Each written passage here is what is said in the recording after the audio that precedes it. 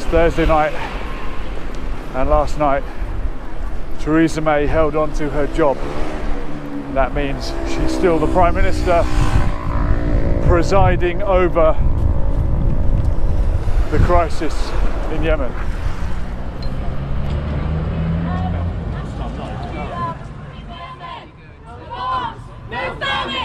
Stop the war in Yemen! If they were white, they'd be fed. 85,000 already dead. Okay, everyone, let's welcome our first speaker, Julian Morrow. Thank you very much, ladies and gentlemen. Thank you. And I have to say at the start, I am not from Yemen. I have friends who are from Yemen, close friends, who would have had a lot to say today, but they are too emotional to speak about this situation, and I can understand that. My heritage lies in Ireland, and we said if they were white, they'd be fed. There was a time when Irish people were starving, and 1 million died, and the only one of the few countries who helped was the Muslim state back then, the Ottoman Empire. So there was a time when Middle Eastern Muslims remembered white European Christians who were starving to death. And there comes a time when we have to flip the coin, and white European Christians need to realise that there are starving Muslims in Yemen, and they are being butchered at the hands of a country that our country is supporting.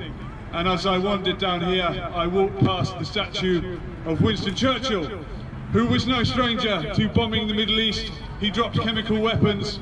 He wanted to civilise the tribes in that region that he thought were subhuman.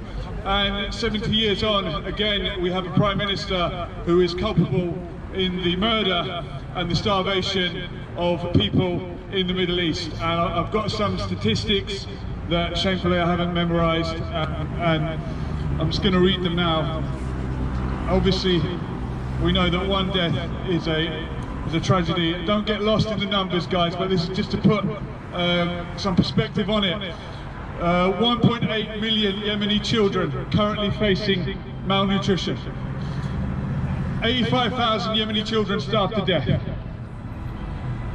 1 million cholera cases in Yemen, and 10,000 new cases every week.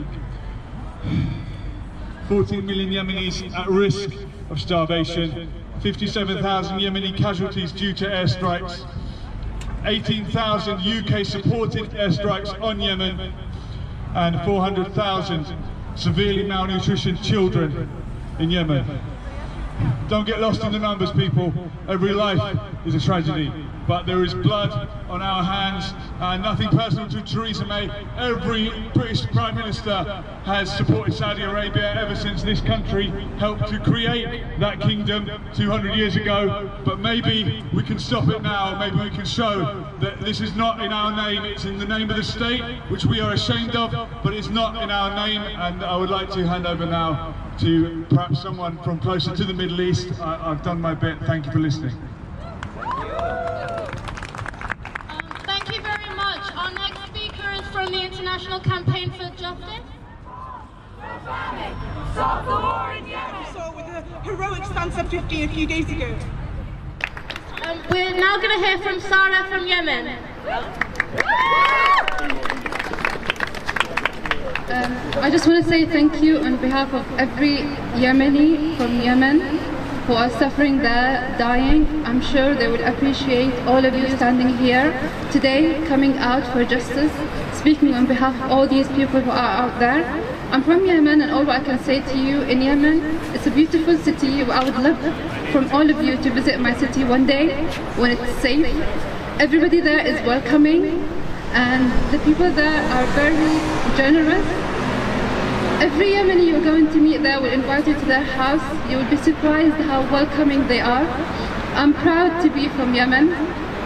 I'm sad that my country are going through this, but on behalf of every Yemeni and every person who's out there on the streets who cannot have a place to stay, or the families that are struggling to feed their kids, I want to thank you for standing out here today in this cold weather and coming out to support Yemen.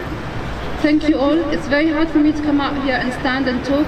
I mean, I'm not there, I'm not going through what they're going through, but yes, the donations are not reaching them, sadly. So we are trying to send Yemen directly to people there so they can go and buy food and feed people, because even the donations are being stopped to reach people there in Yemen. On behalf of every family there, thank you very much. And I'm inviting you to Yemen when it's safe. Please come visit us one day. Thank you. Shame on you! One leader! Shame on you! Stop bombing Yemen! Stop bombing Yemen! Stop bombing Yemen! And you took over the chant there beautifully. You've obviously been to a lot of protests, I could tell. Yeah, I'm actually like an activist, and I campaign for people of colour or just general humanitarian issues that's affecting around the world. I'm also studying a humanitarian course at university as well. And do you feel that race is an issue, as you mentioned, people of colour being the reason why you came out? I think the reason why I'm here today is obviously what's happening in Yemen. I feel like it's ignored by the international community. This is not race, it's more of a just international criminal crime, in my opinion. I'm here just to show solidarity to the people in Yemen. Yeah, absolutely. In the UK have a direct impact on UK students' lives. They fund our So we're at 10 Downing Street protesting Theresa May and her involvement in the war in Yemen, the support of Saudi Arabia. No bombs! Shame on the UK yet again. No bombs! No famine! End the war in Yemen! Theresa May! Why have you come to number 10? We've come to number 10 tonight because we are a student activism group called London Students for Yemen, and we are protesting the government's licensing of arms that are exported to Saudi Arabia and that are used to bomb the people in Yemen.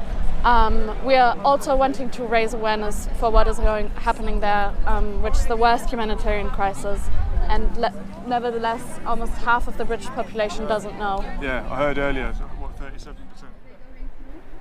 Why did you come to 10 Downing Street today?